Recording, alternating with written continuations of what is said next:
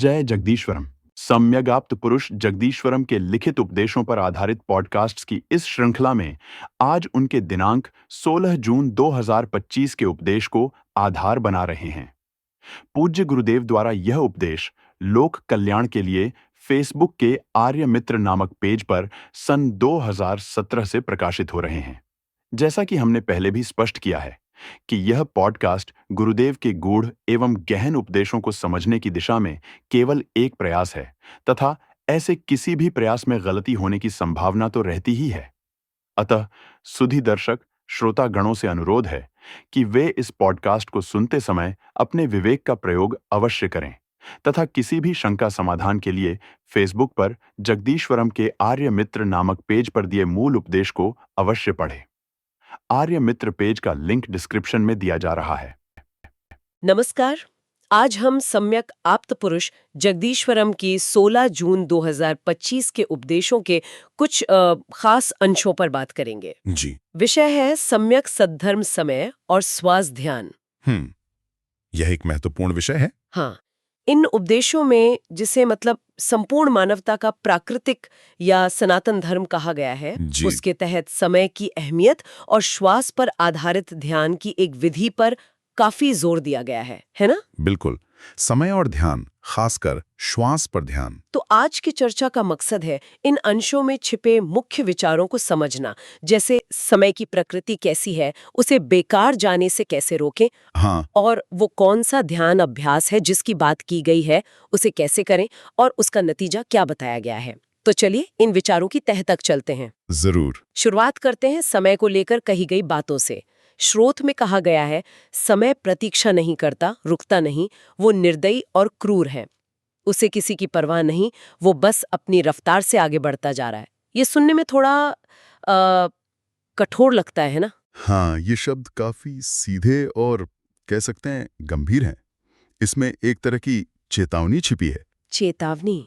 किस तरह की? कि भाई, समय हमारी परवाह नहीं करेगा, हमें ही उसकी कदर करनी होगी, सही वक्त पर मौजूद रहना होगा, क्योंकि जो पल बीत गया वो लौट कर नहीं आने वाला। बिल्कुल, वो गया तो गया। ये हमें याद दिलाता है कि जिंदगी लगातार आगे बढ़ रही है, उम्र घट रही है। और अगर हम सचेत नहीं हुए तो क्या होता है? श्रोत इसी बात पर जोर देता है। अगर जीवन की फिजूल बातों में ही उलझे रहे और जीते जी जरूरी बदलाव नहीं लाए, जैसे अगर भ्रम, शक, अज्ञानता और दुख वैसे के वैसे ही बने रहें, तो श्रोत के अनुसार ये जीवन व्यर्थ जा सकता है। व्यर्थ? हाँ, पता भी नहीं चलेगा कि कब बुढ़ापा आ गया। इसे श्रोत में एक महाहानि कहा गया है। महाहानि? ये तो बहुत बड़ा शब्द है। हाँ, यानी एक बहुत बड़ा नुकसान। ये सिर्फ समय गंवाना नहीं है, बल्कि जीवन के असल मकसद से चूक जाना है, ऐसा कहा गया है। महाहानि, ये शब्द अपने आप में बहुत वजन रखता है। तो सवाल उठता है कि इस कीमती समय को इस महाहानि से बचाने का, इसका सबसे सही इस्तेमाल करने का तरीका क्या बताया गया है? श्रोत इसका सीधा और स्पष्ट जवाब देता है। समय का सबसे सार्थक उपयोग है उसे सम्यक ध्यान अभ्यास में लगाना।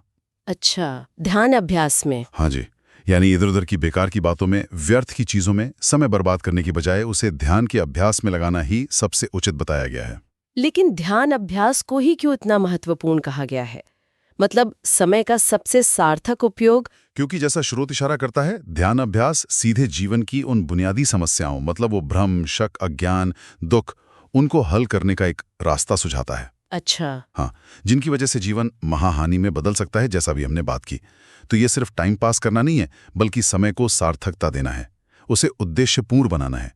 यह उस संभावित नुकसान से बचने का एक उपाय है। समझ गए। अच्छा, तो चलिए अब उस खास ध्यान अभ्यास पर आते हैं जिसका जिक्र है, श्वास पर ध्यान।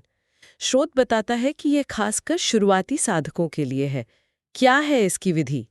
विधि बहुत सीधी साधी बताई गई है। जैसा आपने कहा, श्वास जैसी स्वाभाविक रूप से चल रही है, उसके प्रति सहज रहना है। सहज रहना है कोई जोर जबरदस्ती नहीं? नहीं, बिल्कुल नहीं। जबरदस्ती नहीं करनी, बस उसकी सहज प्रकृति के साथ चलना है। और इसमें सबसे जरूरी क्या बताया गया है? सबसे जरूरी निर्देश है श्वास के आने जाने के ठीक समय पर उपस्थित होना। ठीक समय पर उपस्थित होना, इसका क्या मतलब है? सजग रहना? हाँ, बिल्कुल। उपस्थित होना यानी सजग रहना, होश में रहना।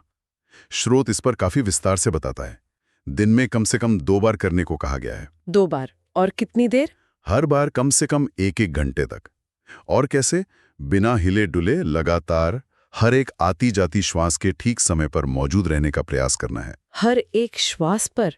ये तो मुश्किल लगता है। हाँ, इसीलिए इसे श्रोत में आंतरिक श्रम कहा गया है। आंतरिक श्रम यानी ये सिर्फ आराम से बैठना नहीं है, अंदर ही अंदर एक मेहनत करनी है, कोशिश। बिल्कुल, ये एक सक्रिय मानसिक प्रयास है, हर श्वास के साथ सजग रहने का प्रयास।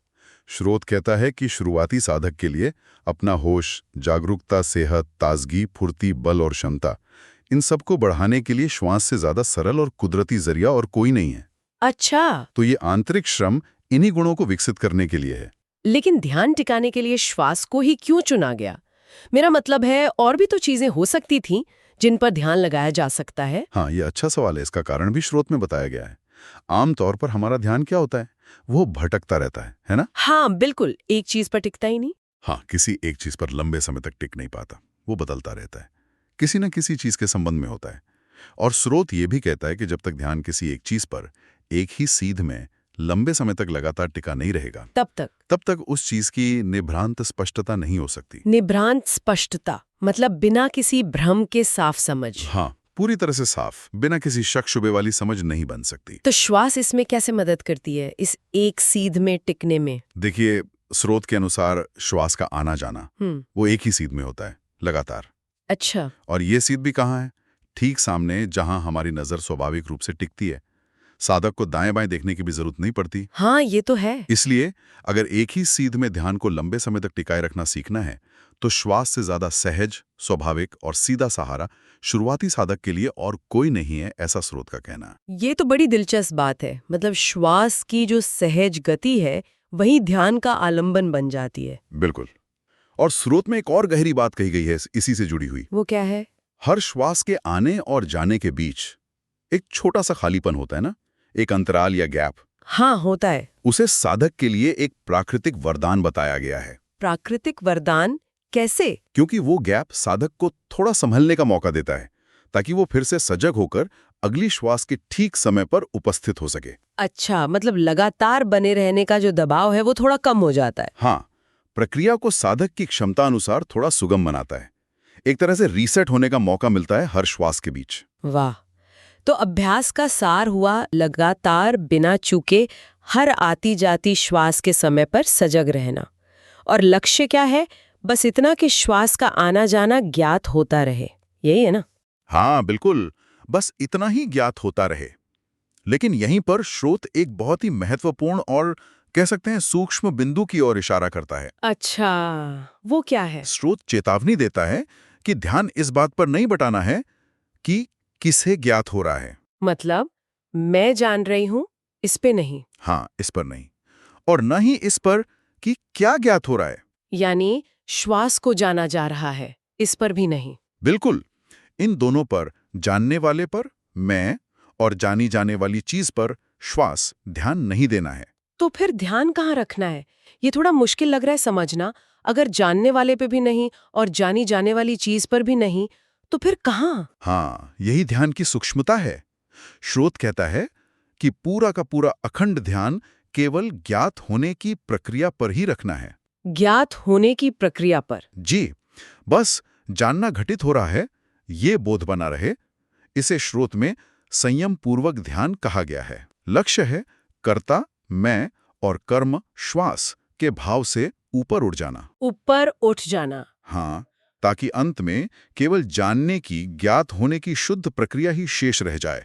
मतलब अवेयरनेस इटसेल्फ, बिना किसी सब्जेक्ट ऑब्जेक्ट के भेद के। वाह, ये तो बहुत गहरी बात लगती है। भले ही शुरुआत श्वास जैसी सामान्य चीज से हो रही है, लेकिन मंजिल तो बहुत आगे की है। जी हाँ। तो जब कोई इस तरह लगातार अभ्यास करता है और अंत में सिर्फ ज्ञात होना ही पूरी तरह से स्पष्ट हो जाता है, तब क्या होता है?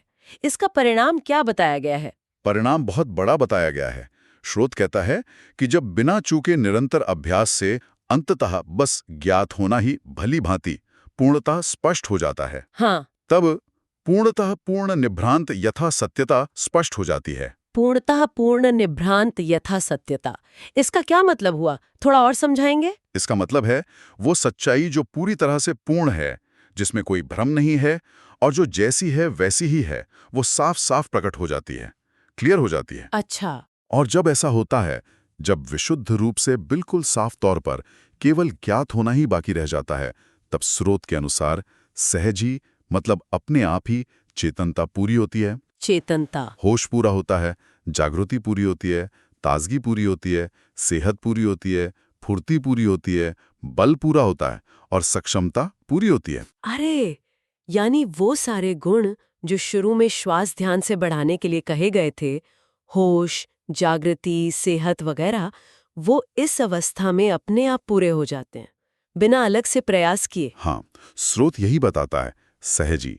और सबसे अहम बात इस अवस्था में, जिसे स्रोत विशुद्धता ज्ञात भर होने की पूर्ण स्पष्ट पारदर्शिता कहता है। पूर्ण स्पष्ट पारदर्शिता। हाँ, उसमें जरा भी भ्रम, शक या अज्ञान बाकी नहीं रहता, बिल्कुल नहीं। तो ये स्थिति उन बुनियादी समस्याओं का समाधान लगती है जिनका जिक्र हमने शुरू में किया था।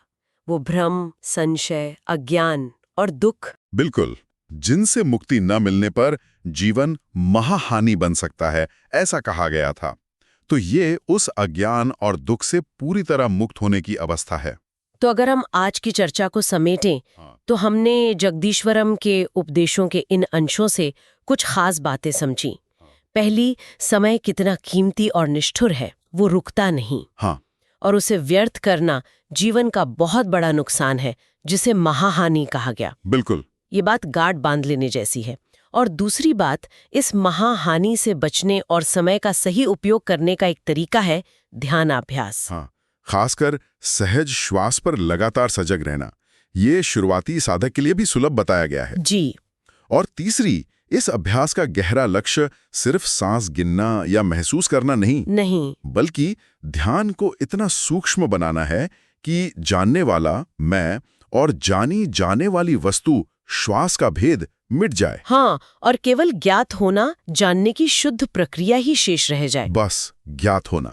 हाँ, स्रोत के अनुसार इसी अवस्था में पूर्णतः पूर्ण निभ्रांत यथा सत्यता स्पष्ट होती है और जीवन के मूल दुख, भ्रम और अज्ञान मिट जाते हैं। और वो सारे सकारात्मक गुण, चेतनता, होश, आरोग्यता, बल, ये सब अपने आप पूर्ण हो जाते हैं। जी हाँ, ये वाकई एक गहरा विचार है जिस पर मनन किया जा सकता है। बिल्कुल। और यहीं हम अपने श्रोताओं के लिए एक सवाल छोड़ जाते हैं। स्रोत कहता है कि अंततः केवल ज्ञात होना ही शेष रह जाता है। तो सोचिए, उस अवस्था का अनुभव कैसा होगा, जहां जानने वाला और जानी जाने वाली चीज का फर्क ही मिट गया हो, जहां सिर्फ जानने की प्रक्रिया ही शुद्ध रूप से पूरी पारदर्शिता के साथ मौजूद हो। हाँ। इस पूर्ण स्पष्ट पारदर्शिता की प्रकृति क्या होगी?